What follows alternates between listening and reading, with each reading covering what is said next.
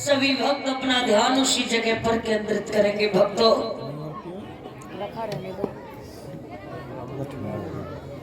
महाराज परीक्षित कथा का प्रसंग कहाँ चल रहा था? कुछ याद है कि भूल गए? बताओ।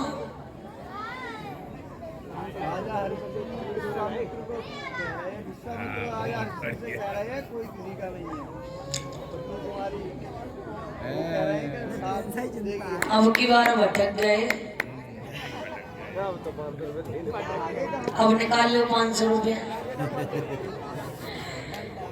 बैठ जाओ। इधर महाराज हरिश्चंद्र जब अपनी रानी के महलों में पहुंचे तो रानी ने जब उदास चेहरा देखा पूछने लगी, पिया हमारे महलों से जब तुम जाते थे तो चेहरा फूलों की तरह खिलता था, लेकिन आज क्या बात है बताओ ना। तो महाराज हरिश्चंद्र की आंखों में आंसू आ गए। बोले, रानी क्या बताओ, हमारा राज्यपाट सब चला गया। एक बाबा ने धोखे से हमारा राज्यपाट सब छीन लिया। जवाब दिया महाराज रानी तारा ने, पिया कोई बात नहीं है, राज्यपाट चला गया, मुझे इस बात की कोई चिंता नहीं है, ना आप चिंता लो। बोले, मुझे भी इस बात की चिंता नहीं है कि राज्यपाट चला गया, लेकिन मुझे इस बात की चिंता है राज्यपाट सब चला गया, धन दौलत, फिर भी 7 भार सोना मेरे सर पर रह गया है। रानी क्या तुम मेरे साथ विच सकती हो? जवाब दिया, महाराज आप ये क्या कह रहे हो? 7 फेरे मैंने तुम्हारे साथ में लिए हैं, 7 ही वचन लिए हैं, दुख सुख में तुम्हारा साथ दूंगी, इसलिए पिया तुम चाहे बेचो चाहे शरीर के टुकड़े टुकड़े करवा दो, मैं तुमसे कुछ भी नहीं कहूंगी। और जवाब दिया रानी तारा ने,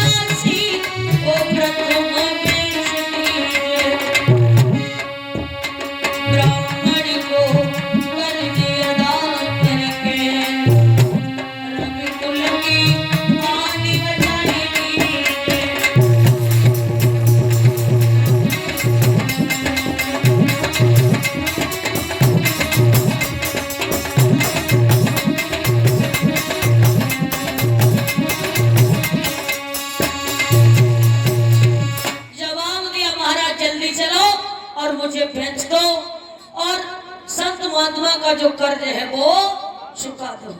इसी बीच में 50 रुपए कुमारपाल श्रीवास्तव 51 रुपए से मेरा सम्मान कर रहे। भैया दीर्घ आयु हो, समाज में सम्मान मिले, दिन दूनी रात चौगुनी होती रहे। और इसी बीच में 101 रुपए श्रीमान राम गोपाल साक्य प्रधान जी, ये 100 रुपए से मेरा सम्मान कर रहे। कामना करते भैया हमेशा धर्म क्षेत्र में आगे बढ़ते रहे, ऐसी प्रधानी इनके ऊपर आती रहे, भागवत कथा भी करवाते रहे। बोली गोविंद भगवान की। इधर महाराज जवाब दिया मुझे बेचने के लिए ले चलो। उसी समय रानी तारा जो थी वो बेचने के लिए तैयार हुई। राजसी वस्त्रों को त्याग दिया, साधारण सी साड़ी पहन ली। महाराज हरिश्चंद्र ने भी राजसी वस्त्रों को त्याग दिया। तब तक रोहिदास आ गए। बोले पिताजी क्या हुआ? बोले बेटा धोखे से एक बाबा जी ने हमारा राजपाट सब छीन लिया है, क्या तुम हमारे साथ बिच सकते हो? बोले हाँ, ये शरीर तुम्हारा दिया हुआ है, तुम इस शरीर का कुछ भी कर सकते हो। आज तीनों प्राणी बिछने के लिए तैयार हुए। महाराज ध्यान रखना, बारी रानी तारा आज आप अपने पिया के साथ में बिछने के लिए तैयार हो गई। माताओं, पत्नी वही होती है जो अपने पति के दुख सुख में साथ दे। लेकिन आज के जमाने में महाराज जब तक पैसा है, भले है तो प्रेम है, पैसा खत्म तो प्रेम भी खत्म। तुम्हारे यहाँ दान होता है, दान। पहले की माताएं बहनाएं करती थी प्रेम, और प्रेम में और प्यार में जमीन आसमान का फर्क है।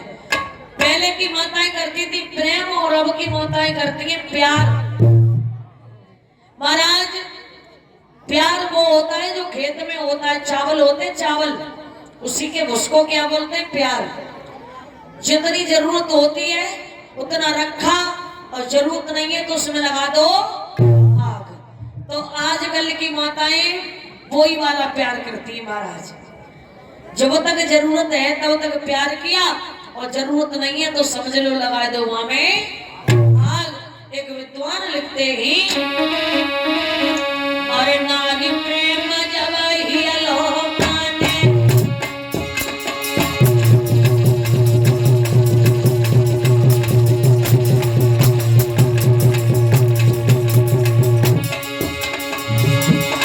नारी प्रेम जब हियलो माने, अरे धर्म चोर वाला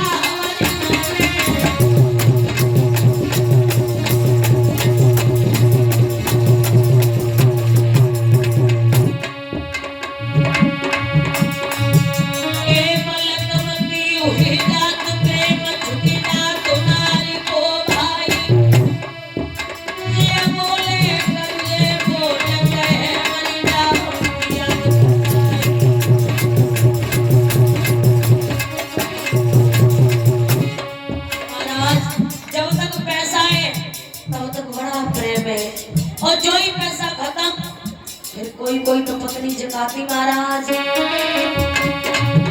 या दिन से ब्याही होया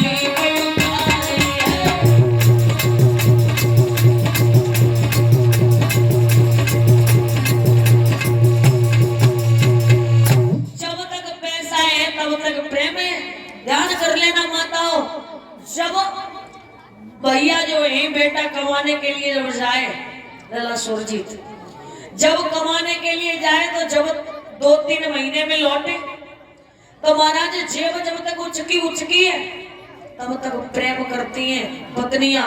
जो देख लेती जेब उचकी है, खूब पैसा लेके आए तो सुबह जगेंगी महाराज, समझ लो चारपाई पे चाय, चारपाई पे भोजन, गर्म पानी, कपड़े धुले हुए, जूता वहीं खटी के पास। और जो ही पैसा खत्म बहु महाराज, फिर इनके बच्चन न सुने जाते न के बोले। और जब नौकरी से लौटे तो मैया देखेगी मोमाऊ न लगता कि तो नहीं गो, और पत्नी देखेगी जेमाऊ कि तो पैसा क्या है। ध्यान कर लेना, तो दुनिया जो है ये बड़ी मतलबी है, और माता बहना तो पैसे ही तो प्यार करते हैं इधर। और ये बात सही है महाराज। एक बार हमारी कथा चल रही थी, तो कथा का ऐसा ही चौथा पांचवा दिन होगा, जब आरती करने के बाद में गए तो एक पति पत्नी में बड़ा तेज झगड़ा हो रहा, और हर घर की कहानी है, हर गांव की कहानी है। तो झगड़ा हो रहा था, काफी भीड़ लगी। हमने कहा भैया मुंह देख ले कैसे झगड़ा हो रहा। तो पति जो रहे माने जवाब दो, पूरे दिन लड़ती रहती, भागवत चल रही, भागवत सुनने नहीं जाती है। वो देखो सावित्री, उन्होंने अपने पति को यमराज से लाओ छुड़ाई, तुम कछ करी के तो देखो। उनकी पत्नी जो रहे, उन्होंने जब ये बात सुनी तो बड़ी गुस्सा हो गई। बोले क्या कहा? सावित्री ने अपने पति को यमराज से छुड़ा लिया। तो वे गुस्सा हुई कि बोली देखो सावित्री की है तो बहुत छोटी बात, सावित्री की तो बहुत छोटी बात है, हमें यमराज के वापस लिए छुड़ाई, तुम पहले मरे के तो देखो। मरे तो गए, तुम कालू तो ना यार, तुम मत तो ना महाराज। तो ऐसी ऐसी माताएं बहनाएं होती ना, तुम्हारे गांव में नहीं, हम अपने गांव की बात कर रहे। तुम्हारे यहाँ तो बहुत बढ़िया मैया है, और न तुम रोटी बनाए दे हमें सवेरे। इधर जब रानी महाराज हरिश्चंद्र पुत्र रोहितास जो तैयार हुए, कैसे रानी को समझकार छुटो, केवल एक मोटी साड़ी है, राजा पर एक लंगोटी है, बेटा पर केवल मोटी है।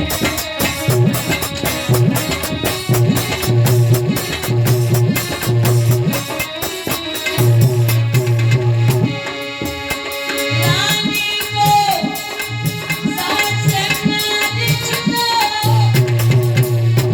केवल एक मोटी साड़ी है, राजा पर केवल धोती है, बेटा पे केवल धोती है।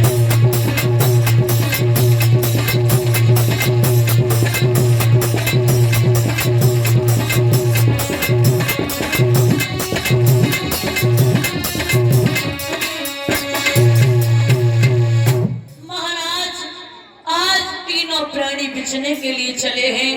महाराज ने एक धोती पहन ली, बेटा रोहितास ने लंगोटी, मैया तारा ने एक मोटी सी साड़ी को पहन लिया। जब तैयार हुए तो विश्वामित्र जी लेकर के चले काशी नगरिया के लिए। तो सर्वप्रथम महाराज हरिश्चंद्र ने अपने राज्य को प्रणाम किया और कहा है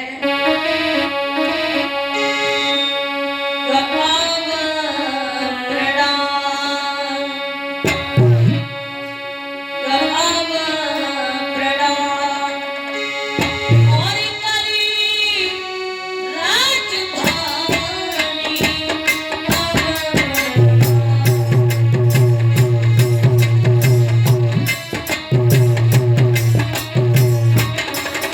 अब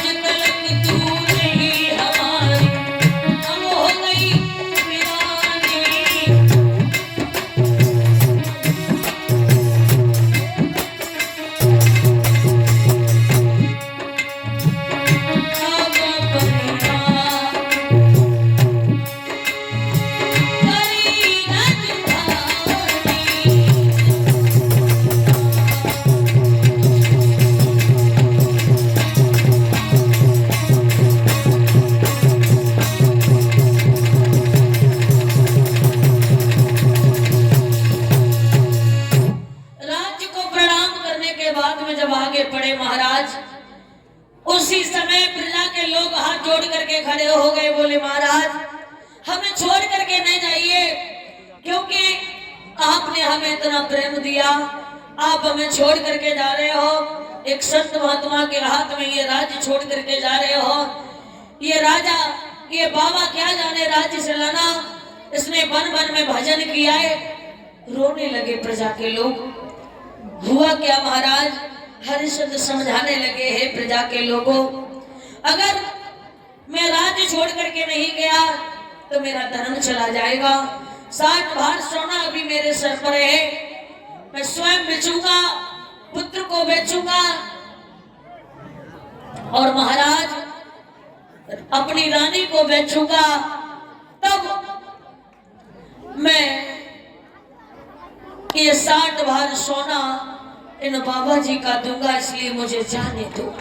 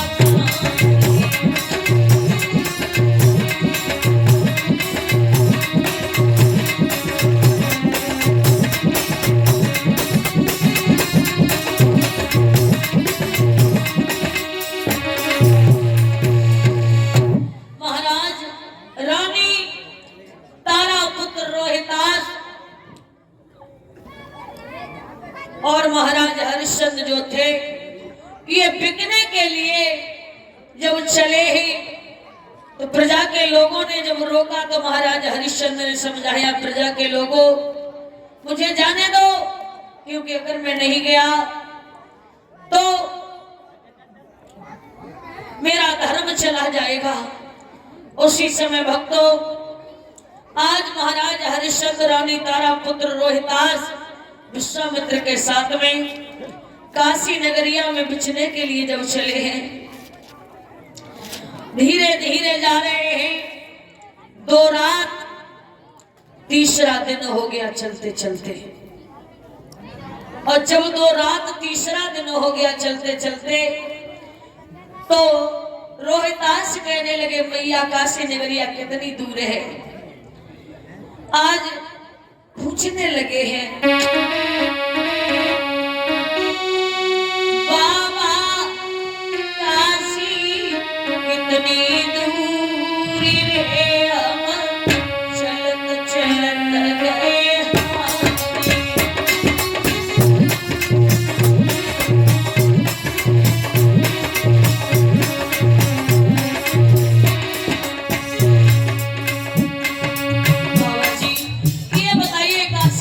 कितनी दूर है?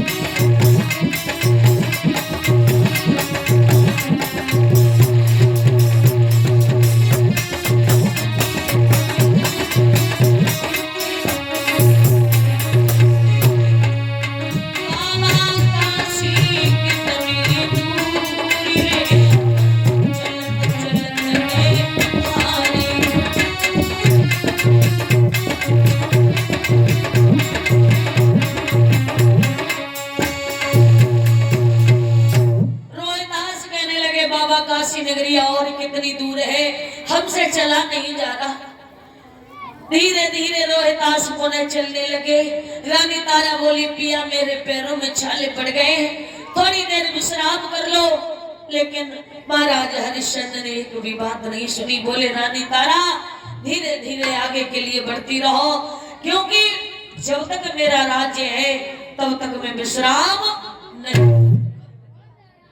उसी समय भक्तों धीरे धीरे और आगे के लिए बढ़े ही तो महाराज पुत्र रोहितास जो थे वो बेहोश होकर के जमीन पर गिर, और जब बेहोश होकर के जमीन पर गिर पड़े ही तो मैया तारा कहने लगी पिया मेरे पुत्र को थोड़ा पानी पिला दो, मेरे पुत्र को कुछ हो गया ना तो मैं मर जाऊंगी।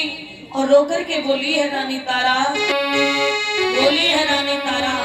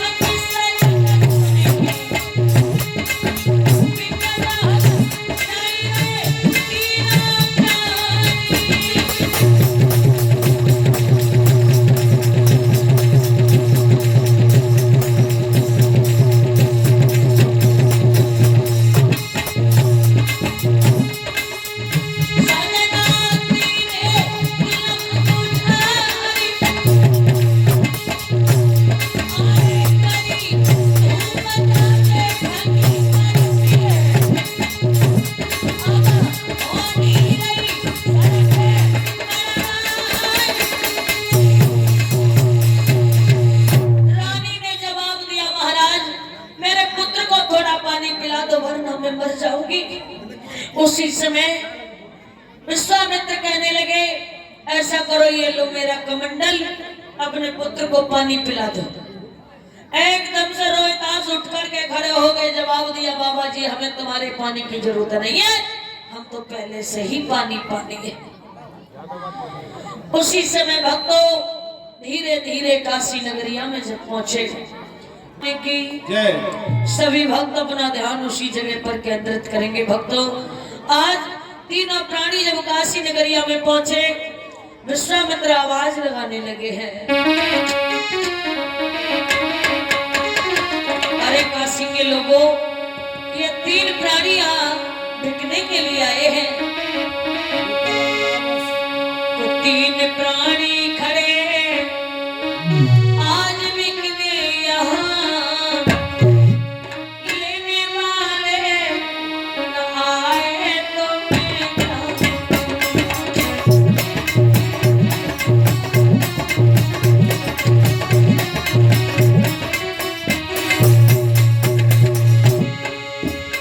तीन प्राणी खड़े आज बिकने यहाँ।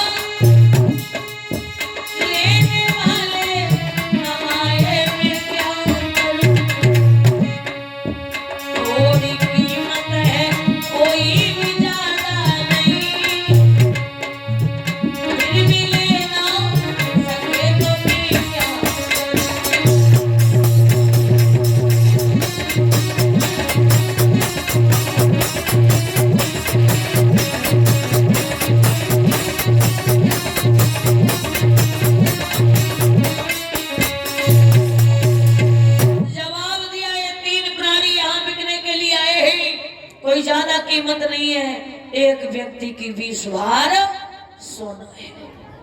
जितने भी काशी के लोग थे सभी एकत्र होने लगे महाराज। एकदम से कालू मेहतर नाम का जो एक मेहतर रहता था भागता हुआ आया, बोले बाबा जी सीताराम। ए बाबा जी, बाबा जी तुम्हारे जो बगल में हट्टा कट्टा नौजवान खड़ा है, इसकी कितनी कीमत है? किसकी? हाँ 20 बार सोना। 20 बार सोना? हाँ हमें इसकी बहुत जरूरत है। ले जाओ हट्टा। उसी समय 20 बार सोना दिया, हरिश्चंद्र को खरीद लिया। फिर एक वैश्या आई महाराज, वैश्या आवाज लगाई, बाबा जी सीताराम। सीताराम। ये जो तुम्हारे बगल में ये विश्व सुंदरी है, हाँ? ये स्त्री, इसकी कितनी कीमत है? इस स्त्री की? हाँ इस स्त्री की 20 बार सोना है। क्रीम पाउडर बहुत लगाते तो ध्यान रखना। अच्छा, लेकिन एक बात है बाबा जी, हाँ? हम इस बच्चे को नहीं लेंगे, स्त्री को खरीदेंगे बस। बाबा जी कहने लगे जहाँ स्त्री जाएगी वही बच्चा जाएगा। वैश्या ने विचार किया, कितनी सुंदर है, हमारे अगर कोठे पर पहुंच गई तो हमारा धंधा चौगुना हो जाएगा। उसी समय धन लेने के लिए गई। इधर रानी तारा भगवान से प्रार्थना करने लगी, प्रभु हमें अगर इस वैश्या ने खरीद लिया तो मैं अपने पति के साथ धर्म के रास्ते पर चल रही हूँ, धर्म चला जाएगा।